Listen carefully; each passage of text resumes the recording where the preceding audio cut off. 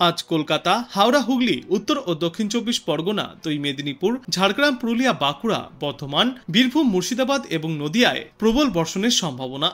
আর আজকের পর আগামী 7 দিনেও দুর্যোগপূর্ণ আবহাওয়া বজায় থাকবে এই সমস্ত এলাকাগুলিতে।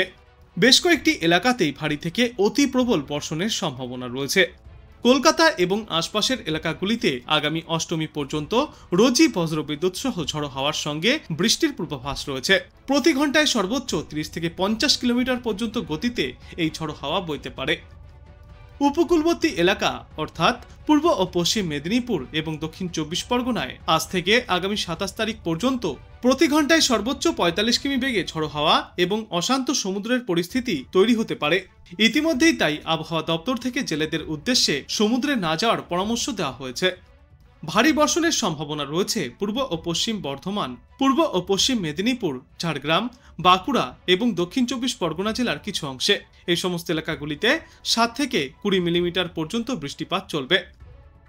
বিশেষজ্ঞরা জানিয়েছেন, চলতি সপ্তাহেই উত্তর বঙ্গোপসাগরে ফের একটি নিম্নচাপ তৈরি হওয়ার সম্ভাবনা দেখা দিয়েছে। নিম্নচাপটি ওড়িশা উপকূলের কাছে এসে অবস্থান করতে পারে। এর জেরেই পুজোতে বৃষ্টি বাড়বে দক্ষিণবঙ্গে। বৃহস্পতিবার থেকেই সমুদ্র উত্তাল হওয়া শুরু করবে।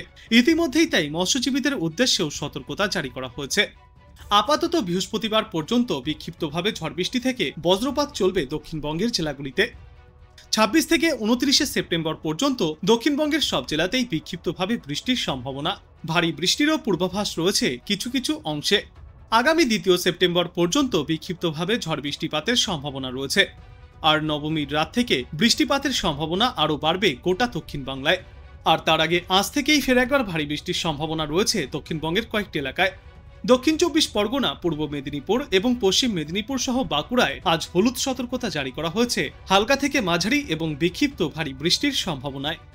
এছাড়াও দক্ষিণবঙ্গের প্রায় সমস্ত জেলাতেই বিক্ষিপ্তভাবে হালকা থেকে মাঝারি বিক্ষিপ্ত বৃষ্টিপাত জারি থাকবে। আজকের পর আগামী 2 দিনেও এই একই পরিস্থিতি দেখা যাবে গোটা দক্ষিণবঙ্গে।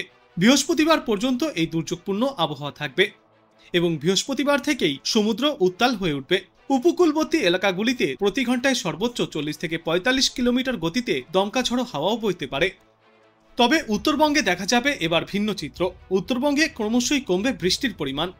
আজ থেকে সামান্য বজ্রবিদ্যুৎ সহ বৃষ্টির সম্ভাবনা থাকলেও একটানা আর ভারী বৃষ্টির কোনো সম্ভাবনা নেই উত্তরবঙ্গের জেলাগুলিতে। তবে আগামী 48 ঘন্টাতেও দার্জিলিং, কালিম্পং, জলপাইগুড়ি, কোচবিহার এবং আলিপুরদুয়ার জেলায় বিক্ষিপ্তভাবে বৃষ্টিপাত চলবে। তুলনামূলক ভারী বৃষ্টিপাতের সম্ভাবনা রয়েছে দার্জিলিং এবং কালিম্পং জেলায়। আবহাওয়া দপ্তর জানিয়েছে, ষষ্ঠীর 2 দিন আগেই বঙ্গোপসাগরে একটি নিম্নচাপ সৃষ্টি হওয়ার সম্ভাবনা। এর জেরেই উৎসবের দিনগুলিতে বৃষ্টি নামতে পারে সমগ্র বাংলায়। তৃতীয়া থেকে সমুদ্র উত্তাল হওয়ার ইঙ্গিতও মিলেছে। ফলে মৎস্যজীবীদেরকে আগেভাগেই সতর্ক করেছে আবহাওয়া দপ্তর। আগামী কয়েকদিনে দক্ষিণবঙ্গের 4 জেলা অর্থাৎ দক্ষিণ চব্বিশ পরগনা, পূর্ব মেদিনীপুর, পশ্চিম মেদিনীপুর এবং ঝাড়গ্রামে ভারী বৃষ্টিপাতের সম্ভাবনা। আজ থেকে আগামী বৃহস্পতিবার পর্যন্ত এই বর্ষণ জারি থাকবে। এছাড়াও কলকাতা সহ বাদবাকি জেলাগুলিতেও আজ থেকে আগামী বৃহস্পতিবার পর্যন্ত বিক্ষিপ্তভাবে বর্ষণ চলবে। এই বর্ষণের সঙ্গী হতে পারে বজ্রপাত এবং দমকা ঝড়ো বাতাস। তবে উত্তরবঙ্গে আপাতত ভারী বৃষ্টির কোনো সম্ভাবনা নেই। সেখানকার 2-1টি জায়গায় বিক্ষিপ্তভাবে হালকা থেকে মাঝারি বর্ষণ চলবে আগামী বৃহস্পতিবার পর্যন্ত। আবহাওয়া দপ্তর জানিয়েছে, পশ্চিমবঙ্গ এবং ওড়িশা উপকূলবর্তী উত্তর বঙ্গোপসাগরে আগামী বৃহস্পতিবার থেকে ঝড়ো হাওয়া বইতে পারে, যার জেরে উত্তাল থাকবে সমুদ্র। ফলে ওই দিনে মৎস্যজীবীদের উদ্দেশ্যে সমুদ্রে যাওয়ার ওপর নিষেধাজ্ঞা জারি করা হয়েছে। এদিকে কলকাতায় আজ দিনে সর্বোচ্চ তাপমাত্রা থাকবে 33 থেকে 34 ডিগ্রি সেলসিয়াসে এবং সর্বনিম্ন তাপমাত্রা থাকবে 27.1 ডিগ্রি সেলসিয়াসে। বাতাসে আপেক্ষিক আর্দ্রতার সর্বাধিক পরিমাণ থাকবে 97% এবং সর্বনিম্ন পরিমাণ থাকবে 70%। আজকের পর আগামীকালও এই একই পরিস্থিতি থাকবে গোটা দক্ষিণ বাংলা জুড়ে। রয়েছে বৃষ্টির পূর্বাভাস। বুধবার পর্যন্ত ভারী বৃষ্টির সম্ভাবনা জারি থাকবে দক্ষিণ চব্বিশ পরগনা, উত্তর চব্বিশ পরগনা, 2 মেদিনীপুর এবং বর্ধমান জেলায়। বুধবার এই 3 জেলার সঙ্গে বাঁকুড়াতেও রয়েছে ভারী বৃষ্টির সম্ভাবনা। আর এই সময়ে দক্ষিণবঙ্গের জেলাগুলিতে সর্বোচ্চ তাপমাত্রা থাকবে 33 থেকে 34 ডিগ্রি সেলসিয়াসে। সর্বনিম্ন তাপমাত্রা থাকবে 26 থেকে 27 ডিগ্রি সেলসিয়াসে। একই সঙ্গে উত্তরবঙ্গের জেলাগুলিতেও রয়েছে ভারী বৃষ্টির পূর্বাভাস। এই সপ্তাহেই নতুন করে একটি নিম্নচাপ তৈরির সম্ভাবনা রয়েছে বঙ্গোপসাগরে, যার ফলে পুজোর সময়ও বৃষ্টি চলবে। আজ পার্বত্য এলাকা এবং মালদা ও 2 দিনাজপুর জেলায় বজ্রবিদ্যুৎ সহ বৃষ্টির সম্ভাবনা রয়েছে। এরপর আগামীকাল উত্তরবঙ্গের 8টি জেলাতে ভারী বৃষ্টির পূর্বাভাস। দার্জিলিং, কালিম্পং, কোচবিহার, জলপাইগুড়ি এবং আলিপুরদুয়ার জেলায় ভারী বৃষ্টির সম্ভাবনা রয়েছে। আবহাওয়া দপ্তরের পূর্বাভাস অনুযায়ী উত্তর আন্দামান সাগর এবং সংলগ্ন মায়ানমার উপকূলে একটি ঘূর্ণাবর্ত অবস্থান করছে।